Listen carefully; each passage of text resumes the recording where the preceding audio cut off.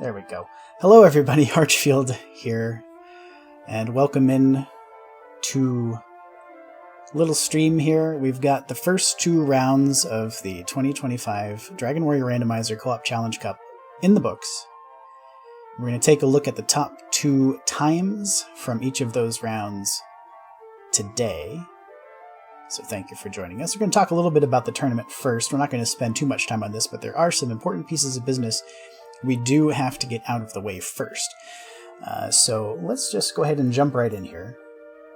We do have a host of individuals back here right now getting ready for the second seed. Cyberdark is here, Dr. Mukaus is here, RG's here as a backstop.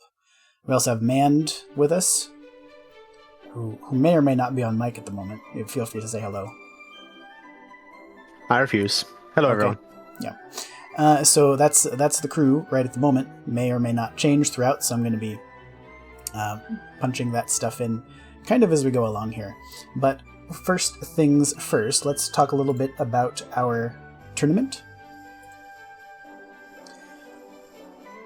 So in Dragon Warrior Randomizer Co-op, if you haven't seen this much before, and it has not been sort of involved in an official event for way longer than I care to remember at this point, but this might be your first experience with co-op, and that being the case, just some quick notes about what exactly happens here. So we've got two players on the same team. They're going to connect their emulators via a Lua script, and then that script will transfer back and forth a lot of shared things. All of your inventory is shared.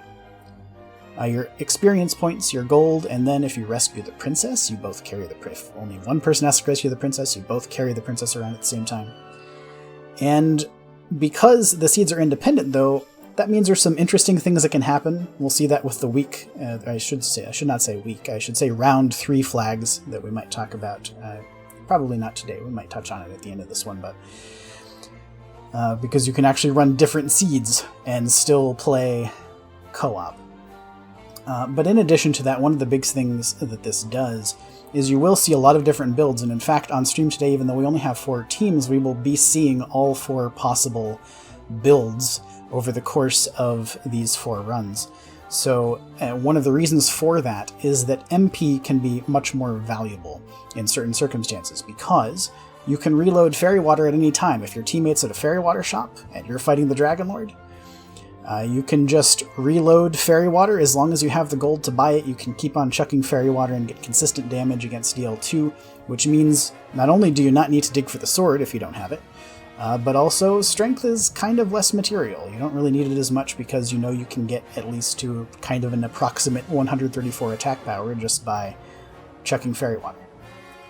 So that's kind of the basics. Anything to add there, Mand? I'd just say that, like you said, the build is very varied, not only for the start, for the end. Like, there's so many different considerations. I know you and I have had, basically for every single week, we're like trying to figure out what combination they're in we want to even use, because it just gets so confusing.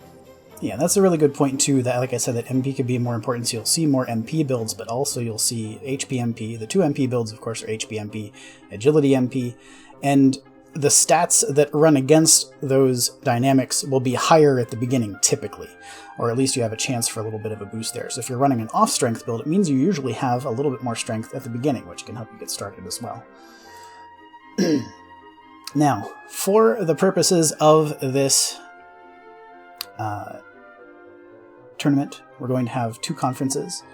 We have technically 10 teams signed up, although we have submissions from only 9 teams at the moment.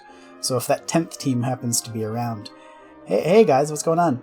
But also, what we're going to do is we've got two conferences, we've got 5 rounds to play. 2 of those rounds, as I said, are already in the books. The next 3 rounds will take place over the next 3 weeks. And what I'm going to do right now is actually switch us over, because before we get too far into this, we do need to figure out who is in whose conference. So I'm going to do a little bit of a transition here and do some randomizing. So I'm going to hit the button. How many times should I hit the button, do you think? Oh. Don't say like 176 or something. It's too many. I'm seeing some 22s and some 42s. Oh, that's too many. Choose something lower. I'm gonna wear my clicker out. 7 is a lucky number, so let's go 13. How about 3? I'm gonna do 3. I'm gonna press the button 3 times.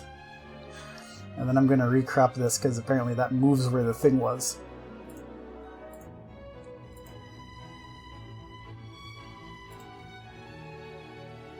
Let's do that instead. So if you don't like those, don't worry, I'm gonna hit the button 2 more times. There's that one. Here's this one. Now I'm just gonna grab these. And I'm gonna take them over here and paste them into a thing.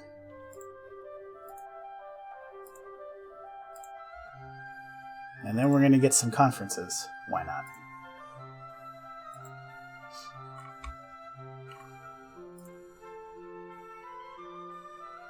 Man, say something for about 15 seconds. As you can see, Artfield worked really hard on the budget. He didn't blow it all on the transitions, we swear. But that is where some of the money went. But, next time, maybe budget 10% to checking to see how things are going to crop beforehand, I think, maybe.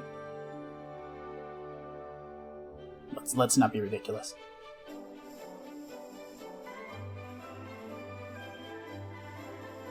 I think more ridiculous is the fact that Slamu wants to name his conference, which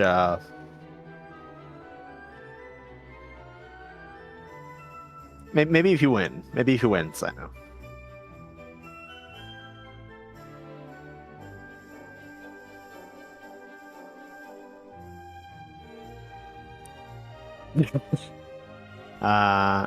So as you can see, I don't know if you actually can see, because I'm not sure exactly what's being shared on the thing. But we have 2 conferences, Alfgard and Torland, I believe. Yeah, you got it. Hooray, off memory. In fact, there they are.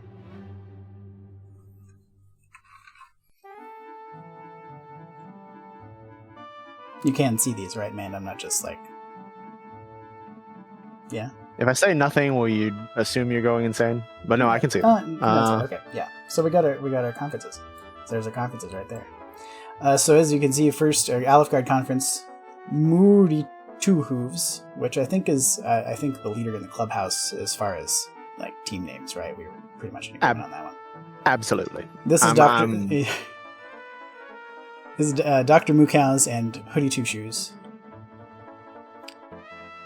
Murder Bat Coastlines from opposite ends of the Great White North. Venicus and Cyberdark. The Nightmare Ninjas, that's Edge and the American Dweem. Surf and Turf is Big Slamu and Niminva.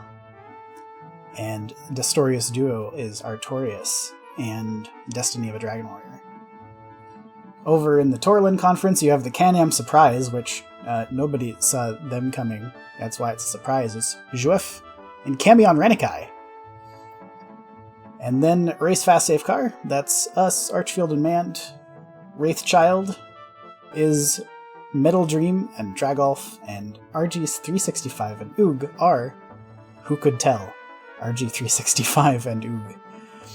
So I really wish you'd reversed those two when you said it again. Disappointed in me. No, I really, yeah, that would have been much funnier. But sometimes you don't quite have it. So there we go. That's your conferences, and that's basically all we're going to talk about right now. Coming up momentarily, round 1, the top 2 teams. Stay tuned.